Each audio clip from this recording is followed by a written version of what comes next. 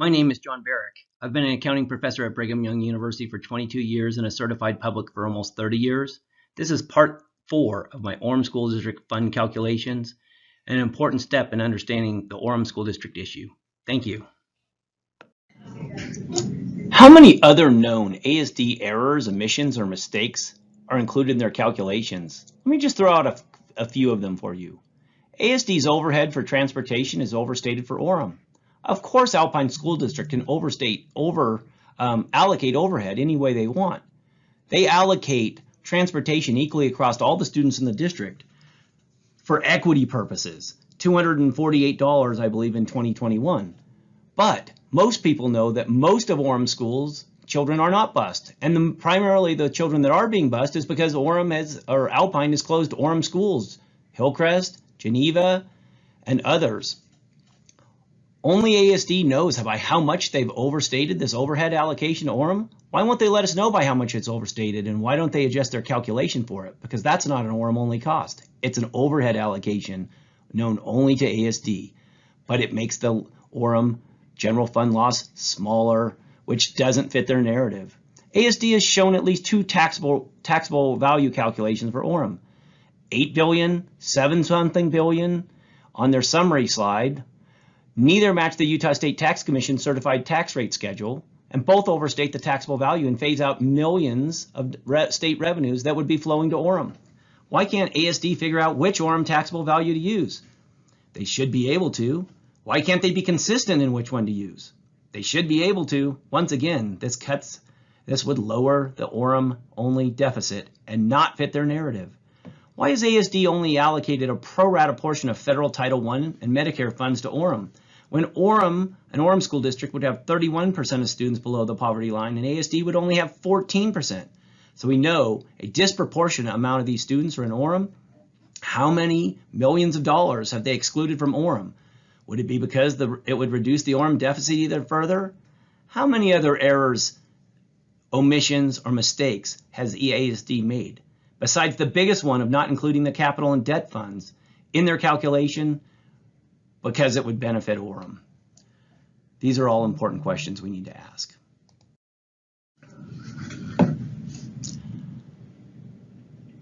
Now, this is a slide shown by Rob Smith in 2017 to the Orem City Council.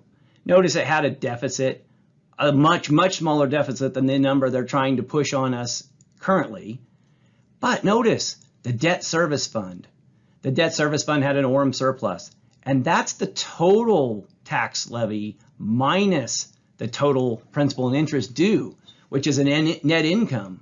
But remember, Orem got less than half the school payments that they received from bonds for what they're paying in taxes. So really about half of that amount would be a contribution from Orem to Alpine School District, but they don't want you to know that. The capital fund, notice in 2017, he showed a capital fund surplus of about $2 million. Now, why didn't he include the debt and capital fund now? Because that's millions and millions of dollars flowing between the debt and capital projects into Orem. There's also a surplus of almost $1 million in nutrition. There's probably some money in the Alpine Foundation. Why aren't any of these amounts shown with Orem? Probably because it doesn't fit the ASD narrative. But in 2017, they included the debt and capital funds. In 2021, they didn't, because they're trying to push the narrative that Orem is losing more money. Just simply not true. And the Utah Taxpayers Association reviewed the calculations by Stronger Together based on the ASD faulty numbers, and they said that what? Patently false were the claims of 56% tax increases. Now, once again, here's the estimated annual revenue and expenses, the debt service fund. Notice in 2001, Orem paid 40%, 39.32%, and got 17%. In 2016, Orem paid 26% of the taxes and only 11%. And in 2022, Orem's going to pay 19.44%, almost 20% of the bond, $116 million, and they're going to get 3% of the bond back. Two gyms, which are for equity purposes that Orem doesn't need, while we still have 3 seismically unsafe schools that are very poor and 8 other schools that have some kind of seismic issue reported in the FEMA 2022 study. Search a Google search for that. We will cover why split the district now, and that's super important. But let's review a couple of things we've learned. First of all, Alpine School District put out a faulty 2021 Orem estimate in June of this year. But then when they were shown that they used the wrong numbers, 2017 WPU numbers, they revealed a file that they knew about in March, which had better numbers with a $21 million loss. And then we know they've made many, many errors, which have been shown here, which they have not corrected, even though a key member of the Alpine Business Services team said they would release a new loss number, which they haven't.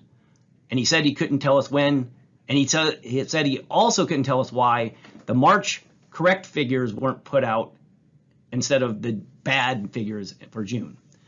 Now, all of those numbers cut against Orem, not including the debt and capital fund, where millions and millions of dollars are contributed to the Alpine School District. Orem has a robust tax base, as pointed out by the Utah Taxpayers Association, that's valuable.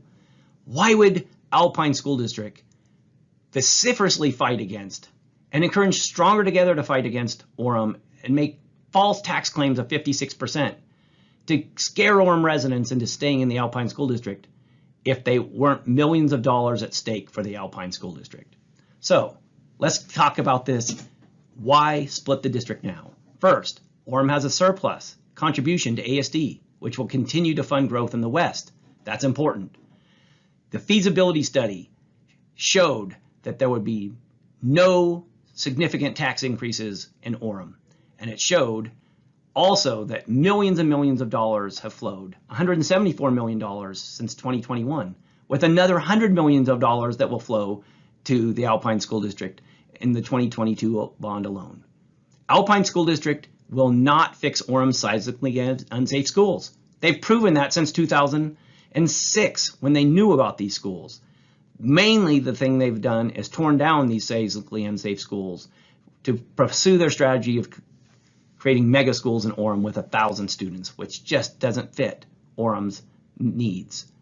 ASD's new $595 million bond will subject to Orem to another $116 million debt with very little to show for it. About a $100 million loss for Orem. The projected growth on the west side will require at least 4 to 5 more bonds. One more bond will make Orem borderline unfeasible. 2 bonds will make it unfeasible. So then when the Alpine School District decides that Orem's taken all the debt it can take and they cast us off and leave us with seismically unsafe schools, Orem will have no choice but to raise taxes significantly because of the choices of the Alpine School District and Stronger Together, who is fighting against what's best for Orem's children. That's a travesty.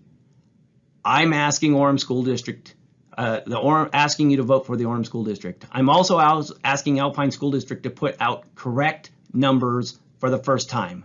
We've been telling you for months and months that they're wrong. You've made one correction, you promised another correction, and we're asking you to include the debt and capital funds, and not just the surplus in the debt and capital funds that Orem contributes, which are millions, but also to show the portion of the debt funds that are going to build schools in some other city, which is also a contribution by Orem residents to the Alpine School District, which is why you're fighting to keep Orem in the Alpine School District.